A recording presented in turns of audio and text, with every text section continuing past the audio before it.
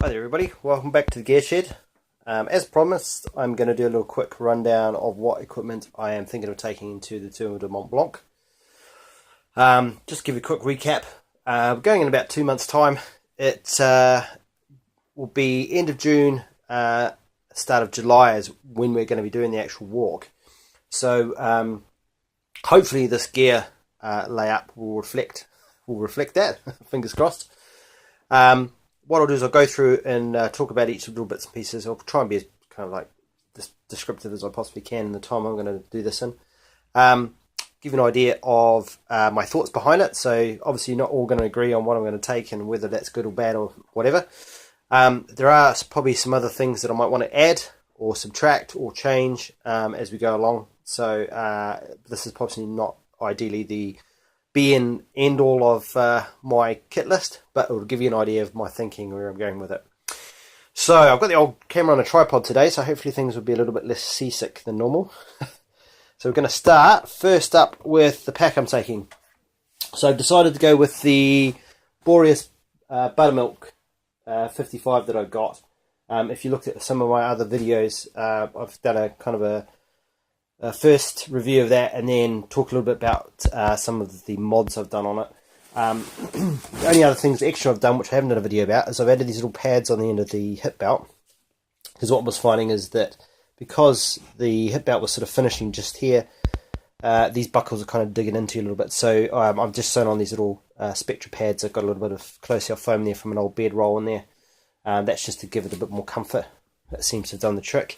The other thing I've added to it is this is an old Innovates, I'll try and get in the camera, little Innovates pocket that I bought for a race in Alaska to go on my running pack.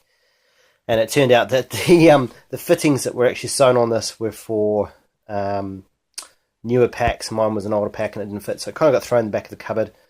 And I had an idea that I'd do something with it, and I finally got around to it. So basically I've just put these straps on it, so I could slide it up the shoulder straps, and then they'll put a little tri-buckle there so that it went on the sternum strap. So that's kind of my little squirrel pouch in the front there, with nuts and snacks and a few other bits and pieces. So that's something that's on hand. So that's kind of a little bit custom. All right. So apart from that, I haven't done anything else to the pack. I'm not bothering with the top of it because I don't think it's going to be that much of an issue here on this particular trip, so I'm just going to leave it.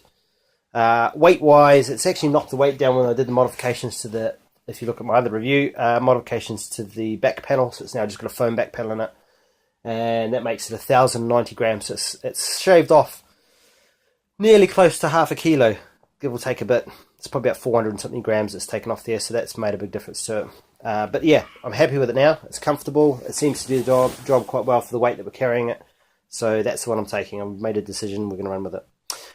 You'll see, I've got my little reaching stick here. See, underneath here we've got a piece of, it's not Reflectix. It's basically the same sort of stuff they make windscreen mats out of that you put on your windscreen to keep your car cool.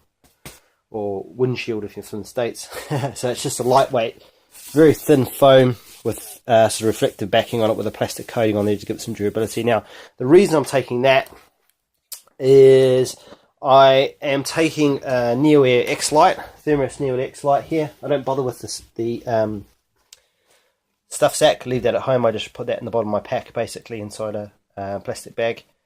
The reason I'm taking this Reflectix stuff is because I've had a couple of, this is the second one of these I've had, and they've had just like tiny little puncture holes that emulate from where the baffles are, where the laminate is, and they just started to basically leak along there.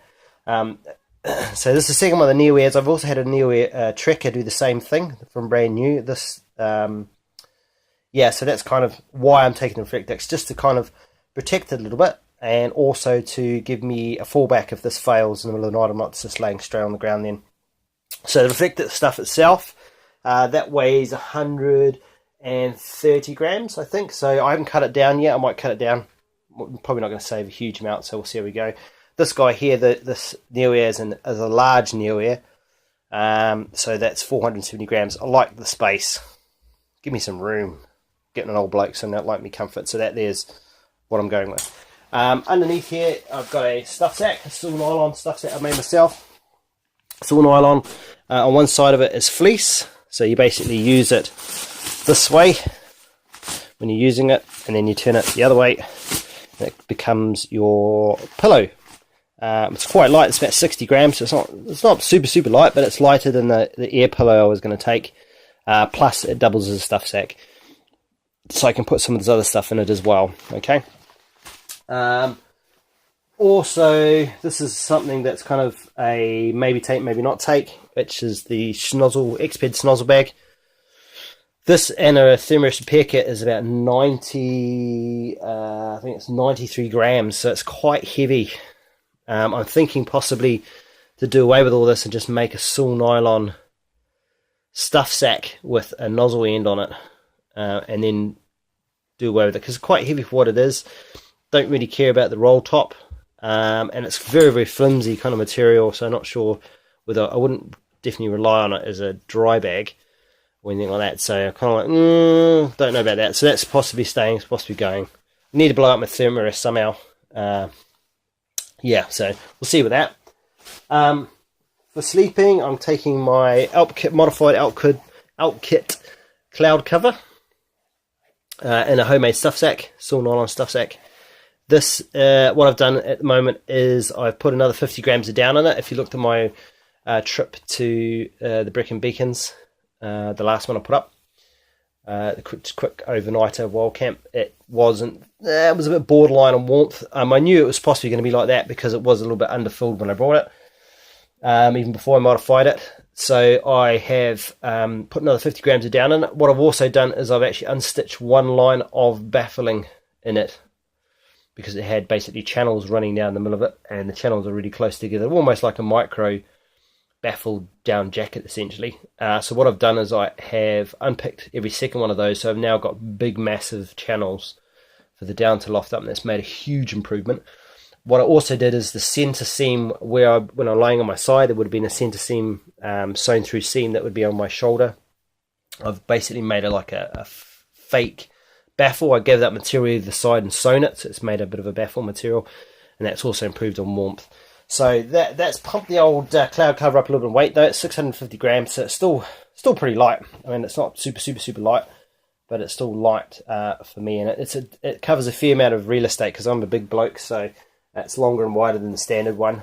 This is kind of the problem with all these things when you look at all the weights and everything I'm putting up here. It's just size, really. I'm 6'1", about 45-inch chest, about 100 kilos, so I'm not a racing whippet, so everything has to obviously fit me, and that obviously ups the weight. So you're not going to see any super lightweight stuff, because it's just, I need the material to cover me. For the tents, for sleeping wise, I'm taking my little Axeman A-frame tent, green one. You would have seen them on one of my other reviews if you look it up. It's just basically a simple A-frame tent. It's about 1 kilo and 90 grams. It's not super light, but I'm taking the inner and the outer. I was weighing up whether just to take the outer and be done with it, but then it would have meant that I had to have maybe a big bivvy and a spray and all that. And it's basically, there wasn't a huge amount of difference. The inner itself is quite light, so even if I took a bivvy bag style, like a lightweight splash bivvy bag or something, it would have been, I would have saved like 100 grams if I was lucky, and it wasn't really worth it. So I've just done that whole thing.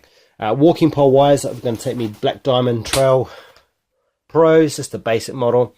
The right hand one, I was having issues with it because there's a right strap and a left strap, and I can never get I have to sit around wondering which is which. So I put me duct tape, roll of duct tape on there so I can use that later. That stipulates it's the right one. So take those.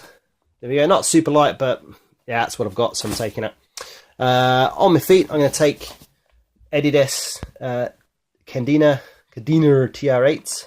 These are quite light, very light shoes. I've used the Adidas ones before. Cadina's had quite a few pairs of these. This is the latest incarnation. It's a lot lighter than the previous ones. So yeah, we'll see how we go. It's definitely nice and comfortable to walk in. They've got plenty of tread. The only thing I would say is this part here does fray your mesh if you're not careful. So I've just put a bit of seam grip on there to try and take the edge off. It's just a rough part of you can almost see it starting to make a hole. So done that hopefully help in the long run.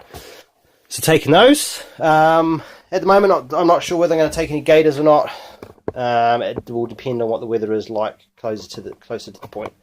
Right, up the back here we've got a cheap and nasty sit mat. This one's just a regatta one. I've got a couple of cheap Chinese ones. Does the job. Also, the other thing is if my thermarest fails, I can stick that under my hips as well for a little bit extra fun in the games. They weigh, geez, lucky if it's 5 or 6 grams, I think. Right, for cooking a pop set, in my lovely red homemade saw nylon stuff sack, we have, take it all out, let's get it in front of the camera for you. So I've got a piece of basically titanium windshield folded up. Going to put that sort of half around my cooker, so it's got a bit of ventilation, so it's not overheating the gas canister, and also just give me a bit of wind shielding. It's very, very lightweight. That weighs a couple of grams if you're lucky, so I'm going to run with that. For the cooking pot itself, I'm going with this majestic coffee tumbler I've had for a very long time that's been sitting in the shed, and we've repurposed it. We've basically put a bike spoke bail on it that's got a handle. Managed to source a titanium lid from China, from AliExpress. Thank you, AliExpress. Happens to be exactly the right size for the top. This was just like a coffee canister with a wooden lid, so that fits on there nice and perfectly. Got a bit of a half a cleaning sponge, piezo lighter, folding spork, titanium spork, and a cooker. I've got a gas canister in here, but obviously we're flying, so I have to leave it at home. But that's 100, one of the small jet boil canisters. Fits in there lovely. Going to take in this Brs Stove, which is a little titanium stove. You would have seen these on the internet, all over the show. This one came straight from AliExpress. Essentially, if you're in the UK, this is a Outcook Krakow Outcook Krakow is this basically rebranded. This is stupid light. I think it's 40 something grams, so doesn't weigh much at all. Nice and small, does the job. For the amount of cooking that we think we're going to be doing, this is probably the goer. So nice and light. So all up, this cook set minus the gas canister, because obviously we can't take that with us, that comes to, let me find, I've got a list off camera, so just bear with me. Right, it's 210 grams all up. This is actually a stainless steel pot. About just on 750 mils thereabouts, if you don't go right up to the top. So great thing about that, it cost me about not even £9 I think in the air by the time I bought the spoke and the titanium lid. So that makes a big difference for cost. Trying to keep the cost down. And saying that, a lot of the stuff I've either made myself or got on eBay secondhand. So I'm not too worried about buying secondhand stuff. You can pick up some real bargains if you keep your eyes open. Things like stuff sacks and the like I just make myself, so we don't have to worry about that. Let's put that off camera, it's going to get a bit noisy. Alright, so electronics wise, we've got a Orki power packs. I think it's an 8000 milliamp hour one, 190 grams. It's not light, but it should keep my phone going, because basically I'm going to rely on my phone more than anything else for filming that. We are going to take a GoPro, so we've got to have a bit of experiment with that and see how we go for footage. But this is hopefully get me powered up between towns or campgrounds where we can plug it in and power it up. So that will be my main sort of power source for that. This actually does have a cable in it. You plug this in and it's got a micro. So I could leave this, just take this and not take the cable.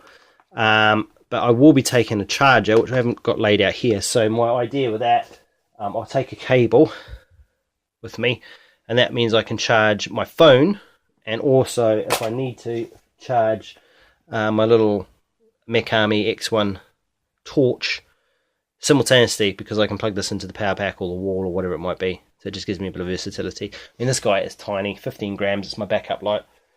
For my main light, I'm taking Phoenix HL1. So you would have seen the review on this, 40 grams with the battery. So it's nice and light. I mean, we're not going to be using a lot of light. It's just going to be around camp. Maybe a smidgen in the morning getting ready. So that, and we're going to throw in a lithium spare. I've gone with this torch basically because I can get spare batteries. It's AAA, so it's not a big deal getting battery wise. Knives and sharps, we're going with the micro. There's a micro, something I've had in a very long time. I like this because it's got scissors. So for cutting tape, doing your blisters, that kind of stuff, foot care. Has got a little blade in there.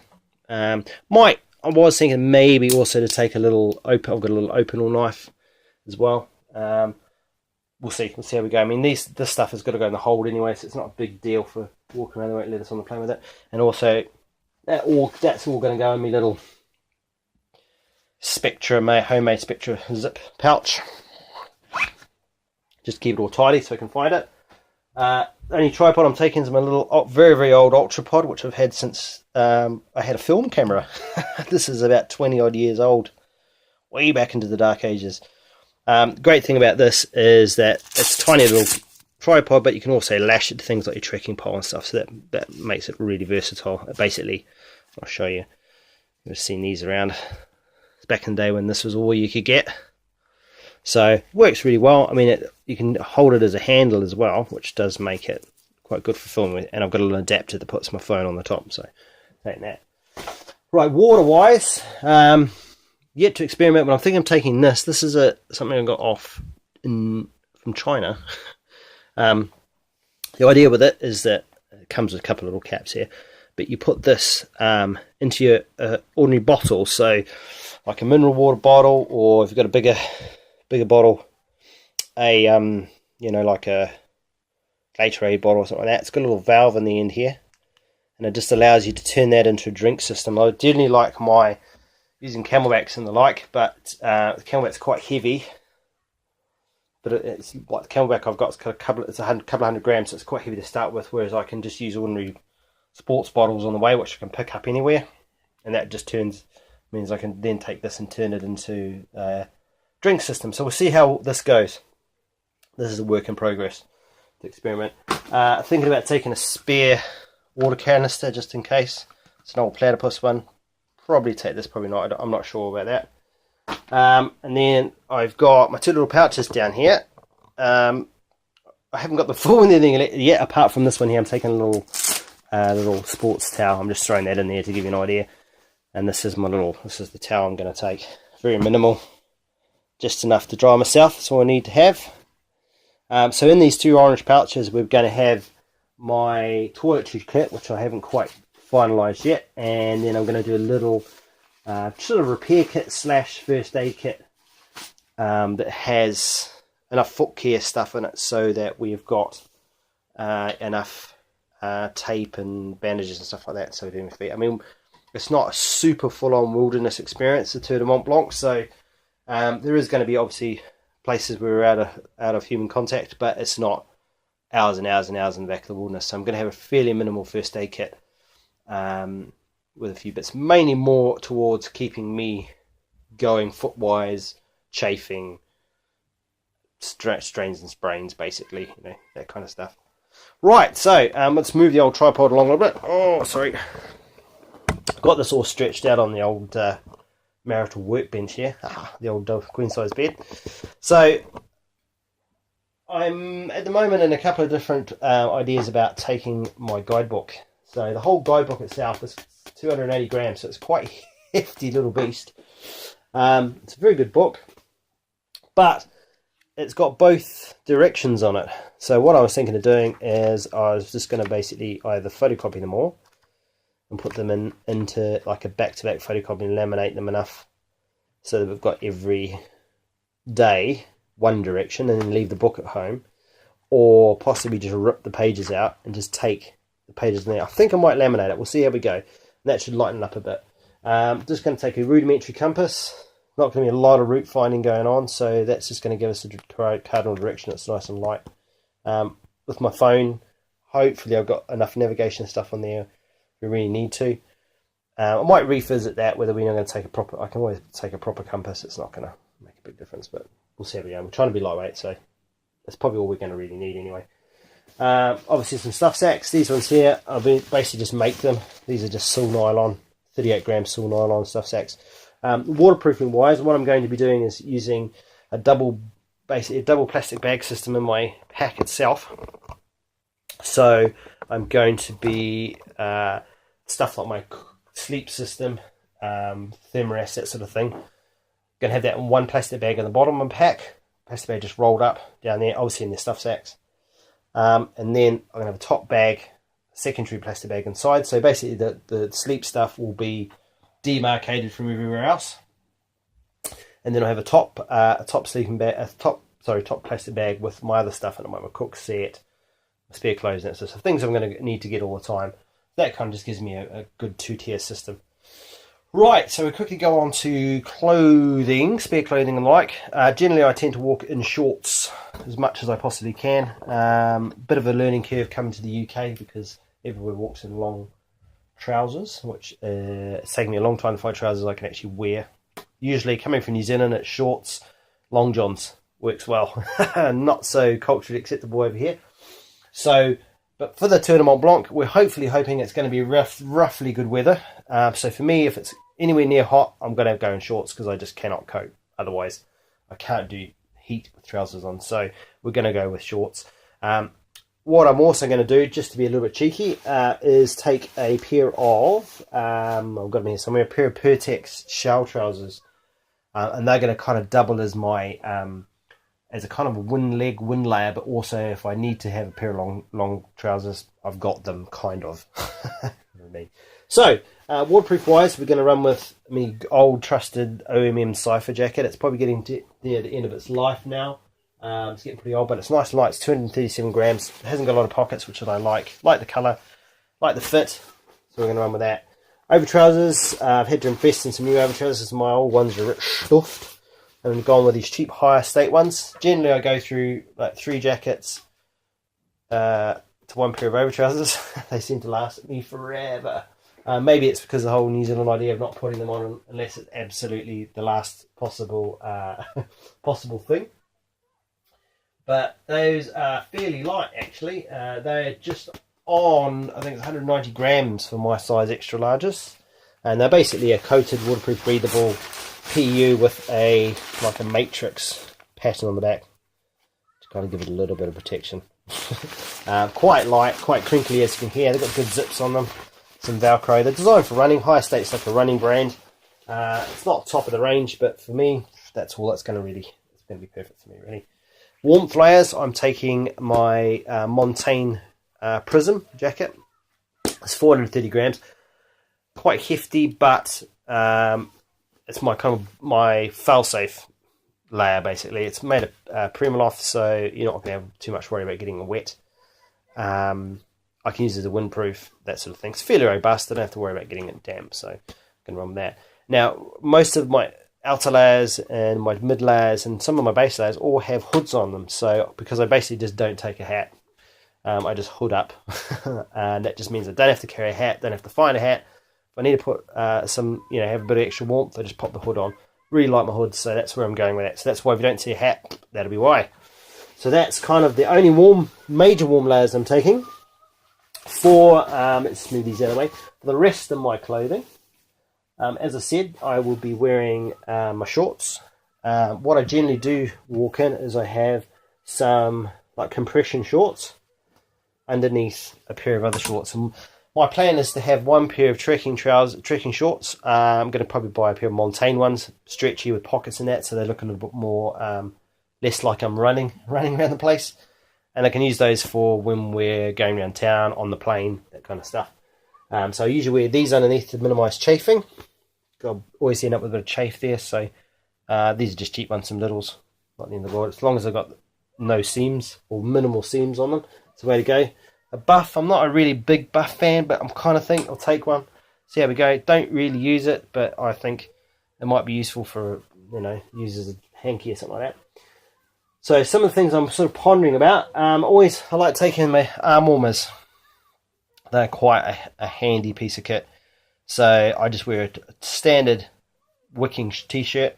I do get very hot when I'm walking, so I don't usually need to have a lot of layers unless I'm not feeling well or something like that. So these are quite good because I can slide them on and off. They're nice and light, compact. So yeah, they're probably going to go. We'll see how we go with those. As I said before, running shorts, just a cheap pair of, these ones are more mild, cheap pair of running shorts, anything will do. And a wicking t-shirt. This is just an old one I've had for billions of years. We'll take that because they're probably going to get a bit trashed. Got a pair of thermal long johns, leggings. Again, these are just little polyester ones. they work really well. We can use this as for when I'm walking, give me extra warmth obviously, or in the evenings, or even use them as pair of pajamas to go to bed with. What's going on with that? The other thing I have is a thermal layer. This is crazy thing. This is for a company called Take 5. See them on eBay. They're supposed to be a Korean kind of company. But this is my base layer that's like a ninja hoodie. And worth its weight in gold. I love this thing. It's more like a rash shirt. It's like lycra.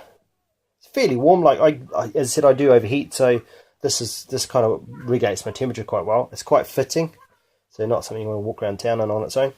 But the hood is fantastic because you can just pull it up over your head, and it's always there because it's the base layer. So this is where it really turns to custard. I can put this on and put some of my wicking t-shirts over the top, and chuck Primaloft layer on the top and put my shell on the top, and that should be plenty for me. It'd have to be pretty diabolical for me to be wearing all those. So this is good for also for sleeping in, depending on how cold it gets. So we'll go with that. Pair of power stretch low alpine gloves. Had those for millions of years. Again, in case it goes real pear shaped. As I said, these are Montaigne featherlight pants. So this is my idea. I'll wear these. They're going to be a little bit funky, but I can wear those around town. They're fairly light. These are 130 grams, so they're a lot lighter than my trekking trousers. And generally, if I take my trekking trousers, I'm going to just put them in my pack and carry them because I'll be wearing them so infrequently. So this I can wear around camp. It's get a bit cool in the evening, keep any insects off. Or if it's really bad, I can wear it around town. But chances are that's not going to happen. You know, shorts all the way, pretty much. Right. Sock-wise, I haven't got all my socks here, but basically I'm going with, I do get a bit of chafe between my toes, so I'm taking my Injinji, what the hell they call them? Injinji? Injinji.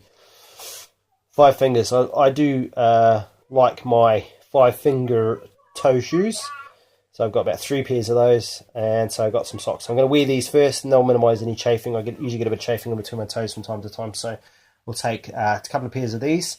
So I'm going to obviously wearing a pair and then have a pair spare. So we'll basically hopefully wash and wear.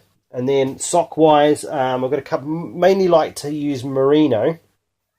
These are some Hillies, which I'll take. These are actual Coolmax, but I've got some merino ones. These are kind of just give you an idea what I'm taking. So I'll have 3 pairs of these, 1 for bedtime, 1 clean pair, obviously for use for the next day, and then obviously the pair I've used that day as well.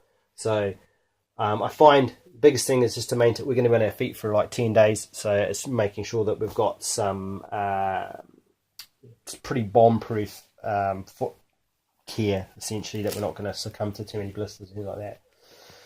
Hat-wise, taking the old dry fit Nike that I actually found this at a running race. Haha! So that's a freebie. And what I've done is I've cut up an old, very old t-shirt I've had made out of just wicking fabric, basically. I'll just do this off camera. And I've made up a Velcro on Legionnaires, like a Legionnaires flap. So if it's really hot, I can throw that on. If it's really horrible and wet, I can just wear that on its own. And give me some, I can just take that off. As you see there, take it off. Gives me some flexibility between the two. So what else is not on here? Some sunglasses. I just got some old Smiths racing, running, or cycling goggle glasses I'm going to take, so I'll take those. As I said, with me toiletry system there, I need to do a bit of that as well. And then, yeah, that's pretty much what we're going to do now. Walking wise, we're going to be obviously staying in campgrounds. We're going to do a little bit of wild camping, hopefully, as well. It's probably going to be about 3 or 4 nights of that. We'll just sneak off and find a nice little place. But generally, we're going to be staying in the campgrounds in the valleys. We're not bothering with refuges. Not kind of our cup of tea. I always like to get away from that kind of thing. Coming from New Zealand, I've spent a lot of time in huts with a lot of snoring people. We will be utilising possibly the meal facilities at them, but we'll just crack on and find a nice, quiet, secluded spot to just camp out with pretty low impact. I know everybody might frown upon it, but hey, it is what it is. It's what we're going to do. So yeah, only other thing to add with this is that in saying that, we're probably going to throw in a couple of freeze-dried meals to carry with us. I know it's pretty easy to get food on the Tour de Mont Blanc, but having a couple of freeze-dried meals, that will just give us a little bit of flexibility. That's only going to add probably 200 grams to our weight, but it'll give us some flexibility to, yeah, do some wild camping basically. So yeah, that's pretty much it. I have tried to be as lethally ultralight as I can possibly go, being the fat bastard that I am. Probably the only other thing we could probably add, yeah, no, actually no, that's probably pretty much what it is. It is what it is now. So yeah. Oh no, so the other things about it, depending on the weather conditions, obviously we've got 2 months to go. We don't know exactly what the snow conditions are, because we're going to kind of go a little bit earlier in the season. So what we might add to this would be probably some Cthulhu stretchy crampons, and maybe an ice axe. Probably not going to bother with ice axe. Might be just the stretchy crampons, just to be sure. And then if the weather is that shit, we know it's going to be a bit dodgy because we're kind of like locked into that time. We've got other commitments either side of it, so we can't really change it. So the other thing I might add with that is I would probably add maybe an extra layer, an extra Primaloft layer. I've got a lightweight Primaloft vest, gilet, as you like to call it, that we might put on there, and then and possibly some shell gloves, some like ultralight over gloves, over mitts, probably, just in case it is really, really, really bad. All right, so yeah, this is where I'm thinking. You're more than welcome to rip this apart and throw it all out in there. This is basically what I put together with the amount of money I've got, amount of time I've got, and also the size of me. Because a lot of this stuff, when I look online, everyone's going, that's, you can get a 3 ounce this and a 100 gram that. Yeah, I mean, like, I've tried that. I've tried getting bivy bags that are really light, and I can't even fit in them because they're made for dwarfs. So yeah, I have to tailor it to me. So this is a good example of where I'm at with that. All right, guys. So hopefully it's been informative. Again, comments in the comments box. Slap the subscribe button because there's going to be more content coming. I'm trying to revamp things a little bit and get my shit together. So yeah, so hopefully this is going to get me through the Tour de Mont Blanc in 2017. Fingers crossed. Stay tuned and see whether it worked. Thanks, guys, and see you later.